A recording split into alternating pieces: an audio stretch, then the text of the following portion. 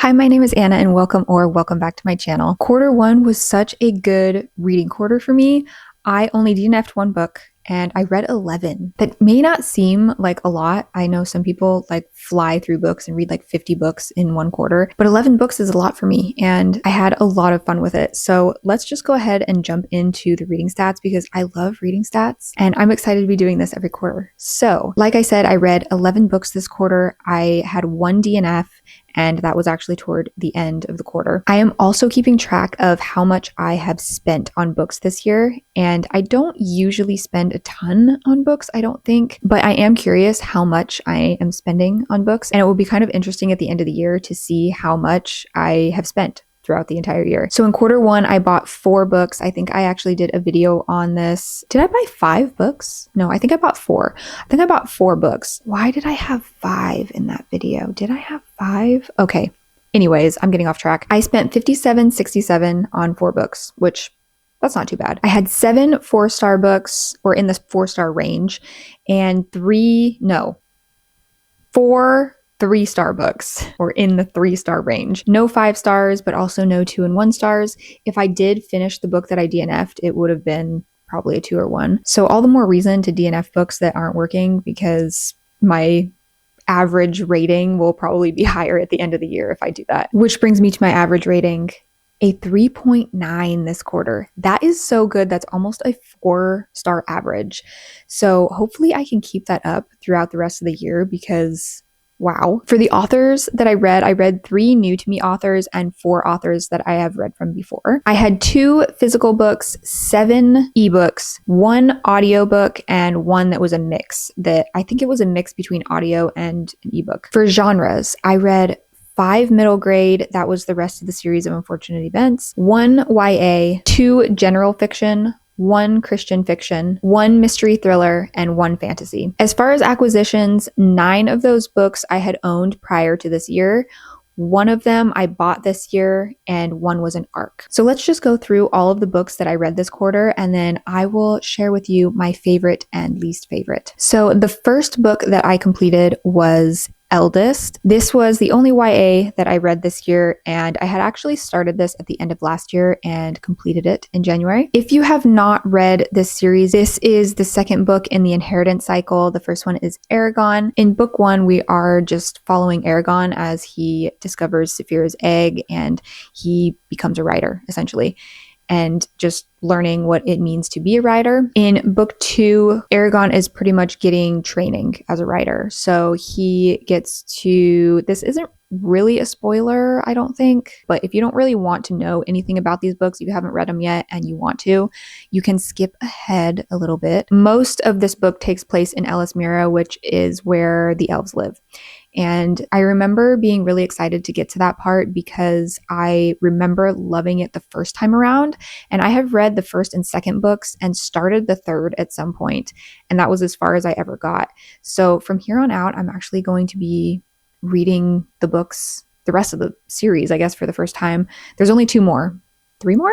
2 more. I think he recently wrote like a 5th one that follows a different character. But anyways, I just remember really loving that part of the book, and I was excited to get to that again. It was very enjoyable. There was one part that was kind of weird and cultish, and thankfully it was a very short portion of the book. It was just like one scene, but it was just so weird and I didn't really like it, but I loved the training parts of this book. The training for Aragon was so fascinating to follow, and we got a little bit more in depth of kind of how magic works in this world.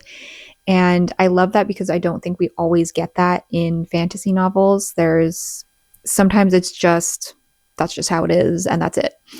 But we got a little bit of explanation of that in here, and I loved that. I would recommend this series whether you like fantasy or maybe you're new to fantasy. I think this is a great place to start. Or if you want to dive into more like epic fantasy, this is a good one. Next up, I read The Carnivorous Carnival. This is the 9th book in the series of Unfortunate Events, and this one takes place at a carnival.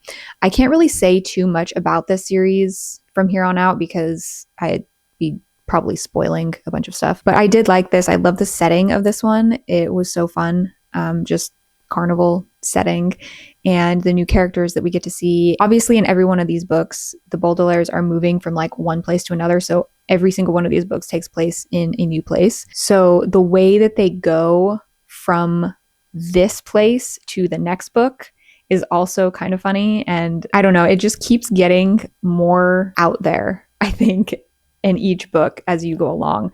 So I liked this one. I think I gave it a 4. We're moving on to February. In February, the first book that I read was Yesteryear. This was my one arc for the quarter. How do I talk about Yesteryear? I would like to start off by saying this was not written for a Christian audience. So if you are a Christian reader, I don't think I would recommend it. There were parts about this that was very hard for me to get through, and I actually almost DNF'd at the 5% mark. Pretty much the story follows our main character, who is a social media influencer. The book is broken up into past, present, future. The past, we get a picture of like her college life. The present, we get to know how she is like a social media influencer. And the future, she wakes up in the 1800s. Essentially, she is living this life of like a homesteader. The issues that I had with this book, and the reason that I almost DNF'd at the very beginning, is because of her inner dialogue. Our main character is very unkind and very,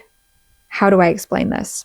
Let me give you a scenario. At one point in the book, she runs into somebody that she knew, I think from college maybe, in Target. She's walking around Target. Her thoughts about this person are absolutely terrible. There's a lot of profanity. She's pretty much thinking all of these terrible things about this person, and then stops and goes, "Sorry, Lord," and then continues on with these thoughts. Like she didn't just say that. It was just so terrible to read. I almost stopped. The only reason that I continued is because this is an arc, and I am really trying not to DNF arcs, but unfortunately it was pretty bad at certain points of the book. Our main character refers to herself as a Christian, but Christianity is strongly misrepresented in this book. There's a lot of things that are said that don't really line up biblically, and also the profanity was really bad. Our main character is very unlikable. She has very negative views of pretty much everybody in her life. However, I rated it a 3.75.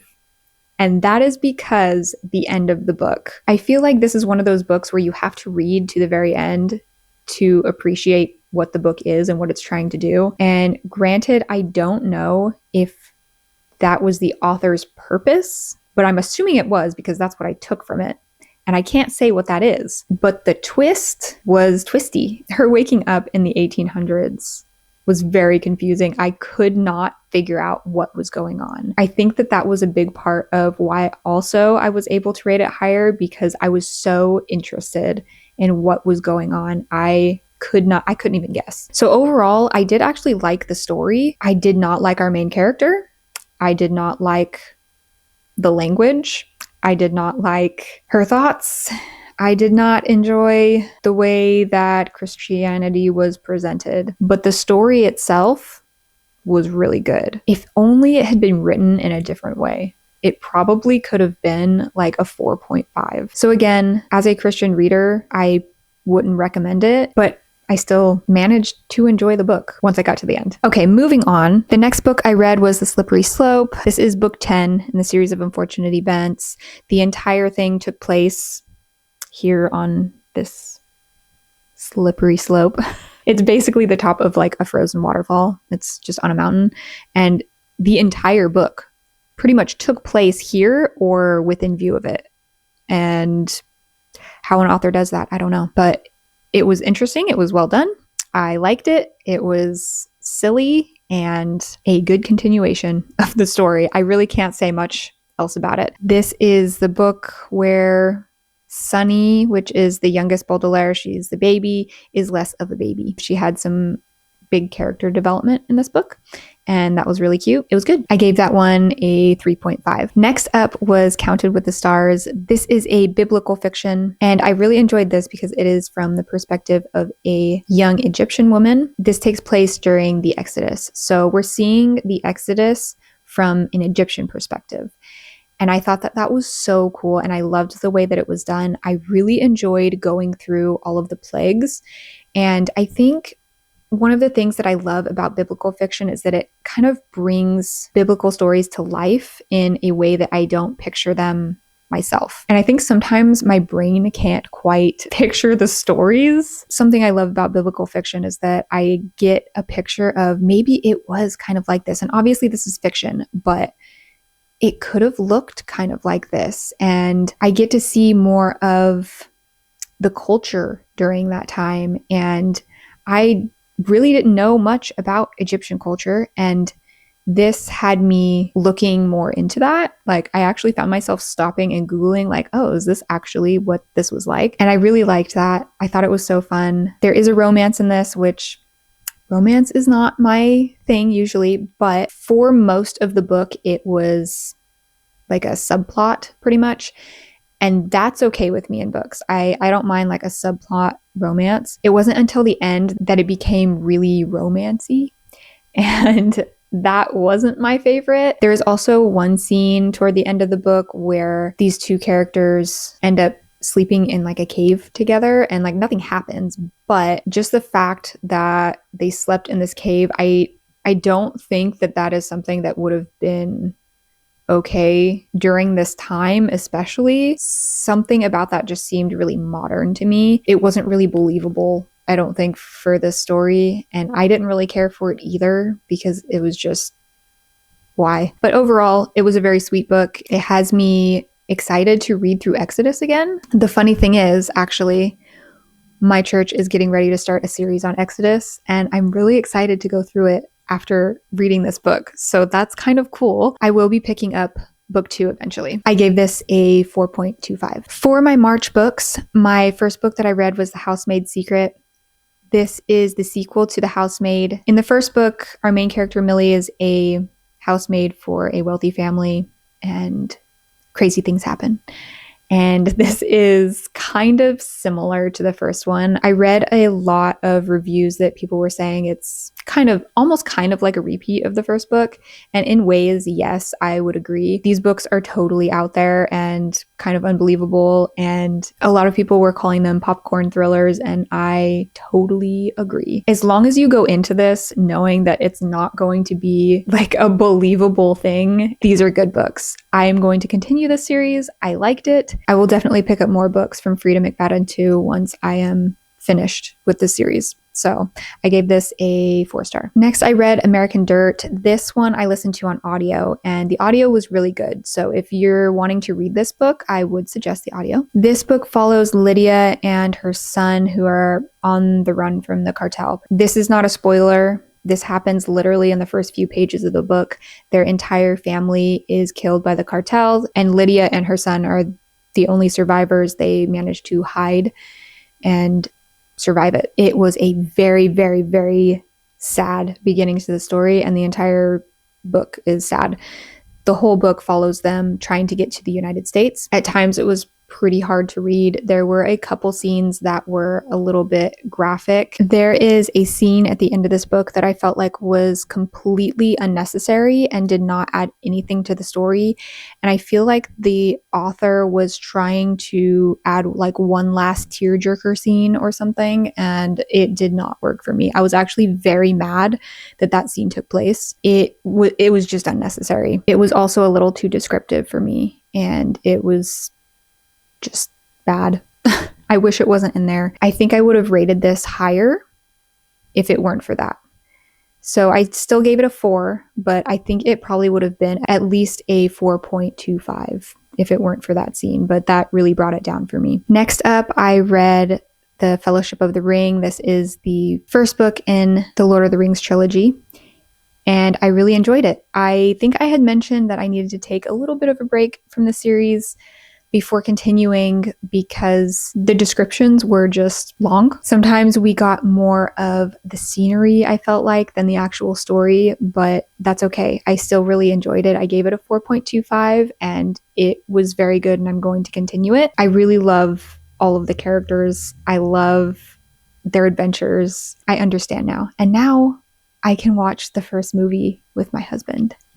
The next books were the last 3 of the series of unfortunate events. So I read the Grim Grotto. This is actually the last one for some reason that I remember from when I read it the first time as a kid. I actually thought that this took place in the last book. So what happens in here, I thought was what happened in the final book. I'm not sure why. This one takes place on a submarine and in a cave, and we get some answers and some more questions, and it was fun. I gave this one a 4. Next up was the Penultimate Peril, and I, again, remembered nothing from this. It was like I was reading it for the first time. This one takes place in a hotel, and again, we get more questions and a little bit of answers, sort of. A little bit more connection between things. I gave this a 3.5. And the last book, what was this? I gave this a 3.75, but honestly, it could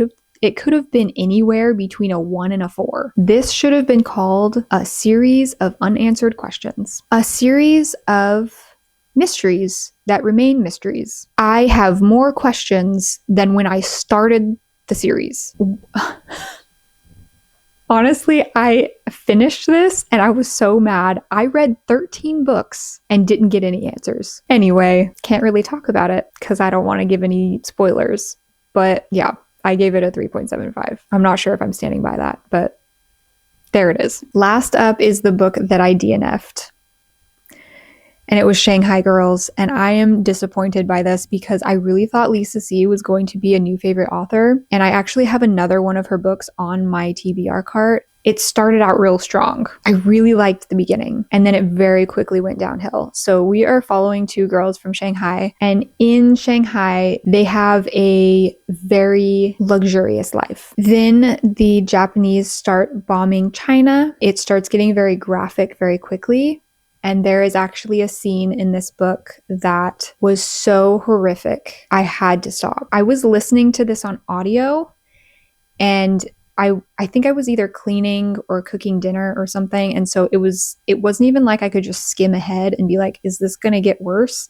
It was just being read to me, and it sure did get worse. I think I had mentioned in another video that I was going to continue reading this for reasons. And the reasons were, I didn't want to end on that scene and just have that be all that I'm thinking about. And so I continued reading it. I think that happened around the 30 or 40% mark. And I read until like 60, or I listened to it until like 60%. And I just couldn't do it anymore. It was just the most depressing story. But that scene really ruined it for me. I probably could have continued if that wasn't there. If you're going to read this book, I highly recommend looking at content warnings. I really wish that I had. I could have at least been aware of what was coming up, and I could have stopped it before it got really graphic. I tried to finish it. I was hoping that if I got through it and liked the rest of the book, that maybe it would kind of dim that scene for me a little bit. It didn't. It just continued being horrible. So I'll be unhauling this. Yeah. Okay, let's go over my book goals, reading goals for 2026. So my first goal was to read 24 books this year. I've already read 11. I'm doing really good with that. My next goal was to read at least half of my physical TBR. I kind of wish that I had just chosen like a specific number because I have since added to my TBR, and I don't know if I should now change that number. But at the time that I set that goal, I had, I think, 24 unread books on my TBR cart. And so I had 12 books that I needed to read. I have since added 4, 5, 6 books.